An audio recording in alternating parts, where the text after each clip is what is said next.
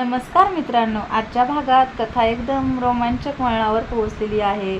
सुरुवातीला आपण पाहतो की कामिनी आणि अनिका दोघीही एका महत्त्वाच्या कागदाच्या शोधात कचराकुंडीजवळ पोहोचलेले असतात। तो कागद मिळणं त्यांच्या प्लॅनसाठी खूप गरजेचं असतं। अनिका थोडी नाराज होत म्हणते की इतक्या घाणीत शोधणं खूप अवघड आहे। दरम्यान निंगीच्या नजरेस हे सगळं येतं।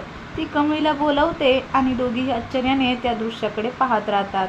त्यांना वाटतं काहीतरी विचित्र चाललं आहे, म्हणून त्या जवळ जाऊन पाहण्याचा निर्णय घेतात। याच वेळी रागिनी घाईघाईत येत असते आणि निंगीची तिची धडक होते। रागिनी विचारते की एवढ्या रात्री कुठे जात आहात? त्यावर निंगी मजेत सांगते की अनिका आणि तिची आजी कचऱ्यात काहीतरी करत आहेत। हे ऐकून रागिनीच्या मनात शंका निर्माण होते आणि ती सुद्धा त्या दिशेने जाते। दुसरीकडे अनिकाला शेवटी एक चिठ्ठी सापडते आणि ती कामिनीला देते।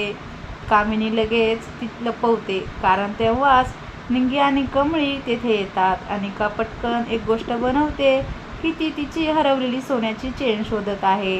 रागिनी तिथे येऊन प्रश्न विचारते, पण कामिनी आणि अनिका दोघीही गोष्ट सांभाळतात आणि तिथून निघून जातात। मात्र निंगी आणि कमळीला त्याचा बहाणा खोटा वाटत असतो।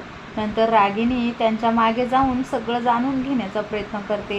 शेवटी कामिनी ती चिठ्ठी दाखवते। त्या चिठ्ठीत गौरीने राजनला मंदिरात भेटण्याबद्दल लिहिलेलं असतं आणि खिडकीत लाल कपडा टाकून उत्तर द्यायला सांगितलेलं असतं। हे वाचून रागिनीला मोठा धक्का बसतो।